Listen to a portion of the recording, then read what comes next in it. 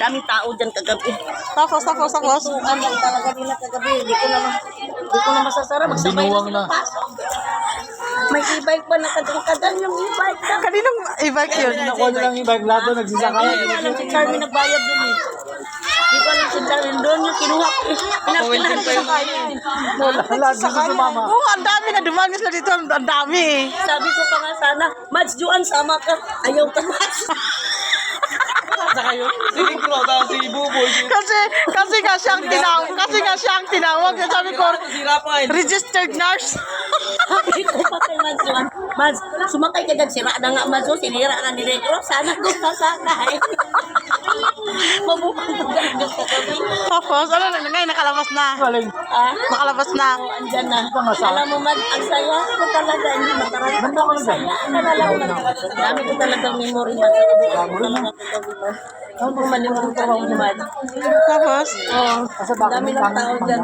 Alam mo, lahat ng tao nagpapanik. Pero normal lang yung mga pati yung asawa. Hindi sila nag-nervyos. Ang nanonood yung siging nervyos, siging sigawan. Maghanap, di ba lalapit ang ambulansya? Hindi ba lalapit ang sasakyan? Sabuang nga. Kasama si Tiga. Oo, buti sumama ako doon kasi si Charmy. Kasama lalo na mag-drive. Ganyan kadami pag mga drive. Nakatakot yun. tapos, Nakatakot to si Charmy. Lahat na. Ay, alam mo, sabi niya sa barangay ko, Sir, sakay na kami dyan sa iyo, Sir. Ay, hindi pwede hindi kayo magkasya dito. Hindi, Sir, emergency yan. Tatawag ako ng ambulansya doon sa Bikutan. Sabi naman ni Kaba dyan, asawa ni Inday, tatawag ng ambulansya. Nagkabuang siya, tawag lang siya. Si Army, hindi kami sumakay sa wala mang ambulansya. Ay, Army kami sumakay. Oh, nahirapan pa sila magpasok doon kasi siyempre mabigat din mga nahirapan talaga sila magpasok doon sa kutsi ni Army. May nakita Army o yung magandang bahay. Yan ang sinakyan namin kagabi. Yan ang sinabi ni dapat sana yun, sana hinatid na lang doon, yung yun na sinakyan. dapat sana naisip namin. Nandun na kami sa line-in. Naka-e-bike ng kami.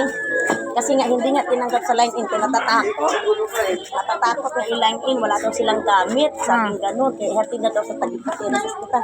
Pagpasok, ang nahirapan kami pagbaba sa e-bike. Sabi ko, Nick, sana ko dadaan. Huwag na kang dumaan at tiga. Ba't sila na gano'n na laing? Wala silang gamit. Wala daw silang gamit. Totoo, sinabi na kagabi. Wala daw silang gamit. Ba't sila nag-operation?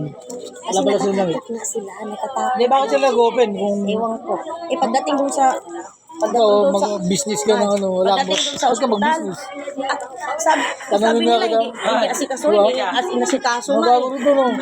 Inasikaso ka agad doon. Wala akong masabi doon. Sabi niya, nakakatakot ang Tagipateros. Hindi, maraming nanganak yun din. Kasabayan niya kagabi. Sunod. Sunod na Ang nganak. nakakatakot sa Taguig Bateros, pag yung alam mo lang mawawala, talaga Nada. Hindi ang dami nga, inasikaso nga, dami nga nanganak din eh. Sunod-sunod talaga. Alam mo, nanonood na nga lang ako, may naga-iri-iri na. Sabi ko, lalabas. Seryoso ka na yan. Alam mo, Di ka natatawa. hindi ako natatawa. Inisip ko, ayaw ko na talagang manak. Parang natakot na ako na mag-iri-iri sa, Dok, lalabas na, ay ihin mo ako, Dok, malala ko yung ako no. Malala ko talaga. Yung ganyan din ako no, maingay din ako. Alam mo,